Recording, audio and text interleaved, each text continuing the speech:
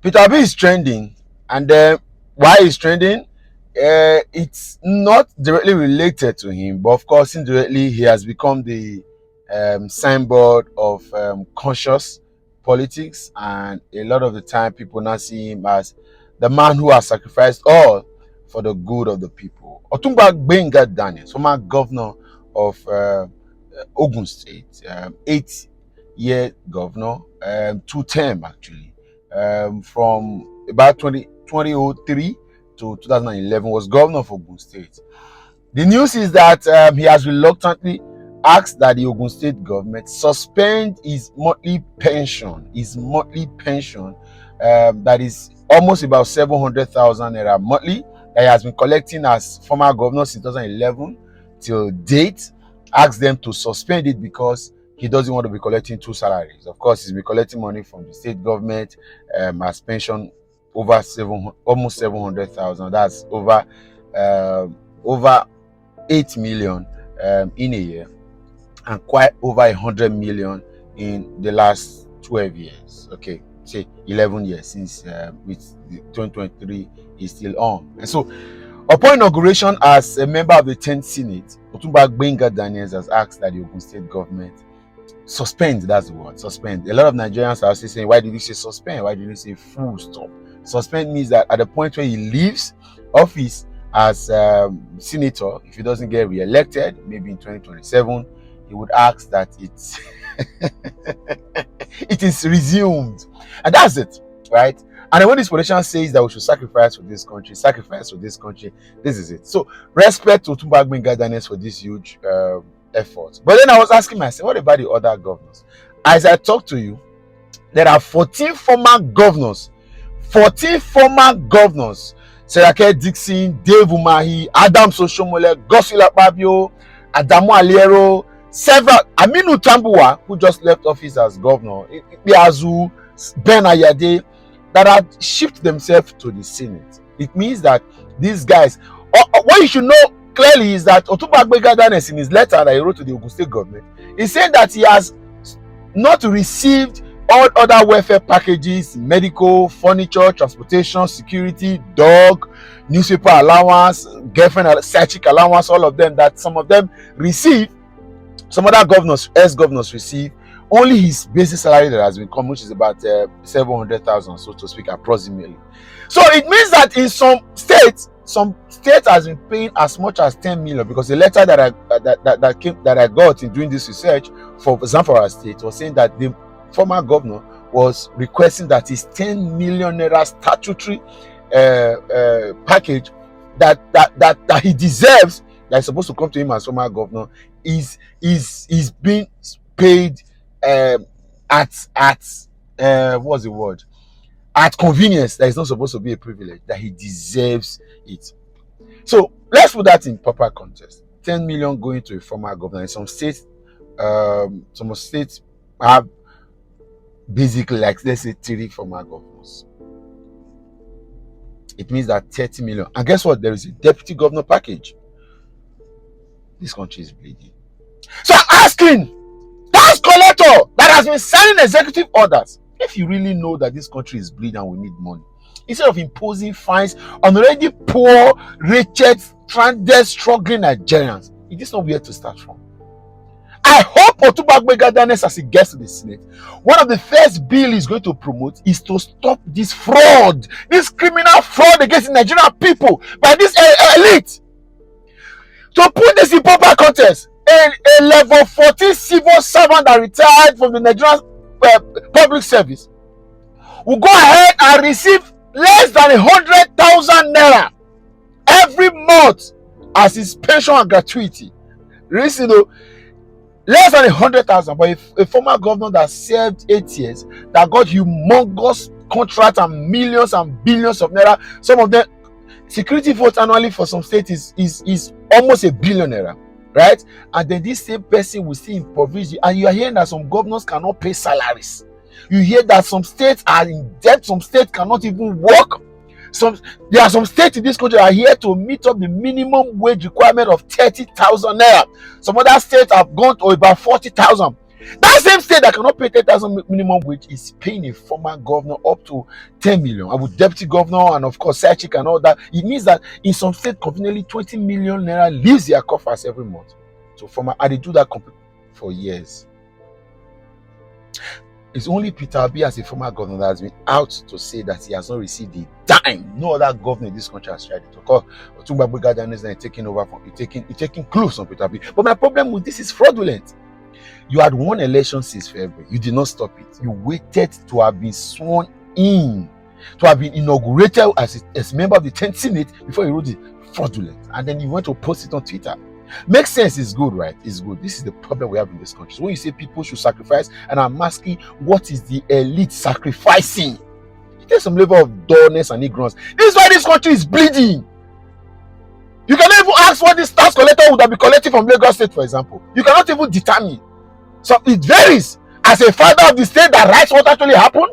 The other day I saw a video of a man saying that he made me governor after him, he made that. So that thing I just said, so even after leaving office as governor, you will see the one that determines who becomes commissioner for the other. He said he made him commissioner for himself, he worked with him and he worked with another of the governor. You wrote it. Imagine a man like that, he was going to write his own benefits that comes to him. Oshiomhole has left the state now for years, but he's going to the Senate. There are some of these governors that have been former ministers, and they have now also become former governors. They are going to the Senate to be collecting 3 different salaries from the same system that we say we should sacrifice. I'm expecting that Bola Ahmed Tinubu, as president of this country, who believes that this country must make money because that's the only thing in his head, should be using an executive order to stop all this fraudulent criminal pension that is accrued to former public servants that serve just in some of them. If we even want to use report card, do you even deserve to be paid? Are you not supposed to even refund all the monies that got to you while you were governor? Watch this video. It broke it down to bits and pieces, and I'm really bothered. And so again, it has re-echoed in my mind. This is why this country cannot work. Because if 20 million naira has to leave a state every month for a former governor and former deputy governor, and then they do that repeatedly for 20 years, and there are people in that state that are suffering. How much is a professor earning in Nigeria? The highest grade professor will not earn 600,000. The last time we checked was about almost 500,000, a bit of them above 500,000 monthly. That is salary. That is all the package. When these guys retire, how much are they going to be paid as pension? We are in a faith system. We are in a faith society. Of course, Gosin Akpabio is a former governor and Senate president.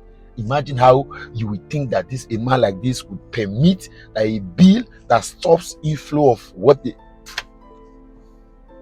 and we decrease. Watch this video and share this video. Let this video go around. Let it continue to tell to the Nigerian people why we should change the crop of leaders that we currently have. These guys are only for themselves. Tambuwal, for example, former Speaker of the House of Rep, now former governor, now he's in the Senate. The same people over the year, the same people. When is he going to get in the hands of a couple of? We need new entrants to the Nigerian political space to remove carpet away from it. That's why they don't want to leave power. Wike wants to become minister. After becoming minister, became governor to become minister. Share this video and let it get around. We are in a quagmire. We are in a difficult situation. It's only God in heaven that can rescue this country. Left for these guys in charge of this country, it is finished. Goodbye. Eating more than is adequate, especially in the face of scarcity, for the majority could be termed greed or gluttony. Pension. I recently stumbled on a letter dated the 17th day of October 2019, purportedly written by former governor of Zamfara State, Honorable Abdul Aziz Yari, where he was complaining about non-payment of his retirement upkeep of 10 million naira monthly. That's heavy. He stated that the last time he received the said sum was in July, and requested that by the pension law of Zamfara State, his pension and upkeep allowance are not in the categories of privileges that can be truncated without any justifiable reason. Grammar. It's not news that Nigeria spends close to 40 billion naira on pension for former governors and former deputy governors in Nigeria annually. Majority of these former chief executives are drawing this humongous payout despite the lean resources of their states. Wickedness. These allowances, which are similar in nature across the various states, ranges from vehicle renewal and maintenance, housing allowance and salaries, medical benefits for themselves and their families. According to the recent survey, over 36.3 billion was expended on servicing 47 former governors from 21 states of the Federation in pension payment and provisions of houses for staffs and motor vehicle replacement between 3 and 4 years. According to the said report, payment of pensions to former governor for over a 4-year cycle are highest in Bauchi, Rivers, Akwa Ibom, Kwara, Zamfara, Edo, and Lagos states, with former governors drawing well over 40 billion naira over these 4 years. Even poor states like Kwara that can't pay workers' salaries are not left out, but a country. Shameful. These pensions and allowances are aside the prescribed 300% severance packages for governors by the Revenue Mobilization, Allocation and Fiscal Commission, as provided for in the Certain Political Office Holders and Judicial Officers Remuneration Act. A look at the pension law of Rivers, Kwara, Edo, Zamfara, Lagos, Bauchi, and Akwa Ibom will reveal a lot of similarities. But I will summarize all by peeping into the pension for former governors laws of Lagos State as a benchmark. Now let me shock you. Listen to this. 100% annual basic of equivalent salary for life for a former governor. The former governor gets 6 new cars every 3 years, even if he's opening a car shop. Deputy gets 3 or 5 cars every 3 years. The former governor gets a house in Lagos and in Abuja, any place of his choice. Why the deputy gets a house in Lagos only? Free medical care for the governor, his deputy, and their families for life. They are also entitled to cooks, steward, gardeners, and domestic staffs, all pensionable. Worst of all, 300% of annual basic salaries every 2 years as furniture allowance for the governor and his deputy. Also, 100% of annual basic salaries as house maintenance allowance. The house you build, you still maintain it for them. 2 DSS officials, 1 female officer, of course, for madam, and 8 policemen. No wonder there are none left to guard the rest of us. Deputy governor gets 1 DSS operatives, 2 policemen. And then, listen to this also. 25% of annual salaries for personal assistants. You must get personal assistants. 30% of annual basic salaries as car maintenance. So those 6 cars, you still maintain them for them, in spite of what they had taken while in office. 20% of annual basic salary also as utility allowance, no name. Pensionable drivers, no limit to the numbers. And finally, severance benefits, like 300%. Despite all these, some of these former governors still turn the Senate into a retirement home, while others are ministers, all drawing salaries in spite of these pensions. Unfortunately, the entitlement they enjoy are far more than what political office holders in developed and rich countries enjoy. More of why we will continually remain a developing country. You can't close your eyes to this ugly trend and pretend to fight corruption. It's impossible. We all must realize that we are the ones in opposition in Nigeria and not the political office holders in either APC or PDP.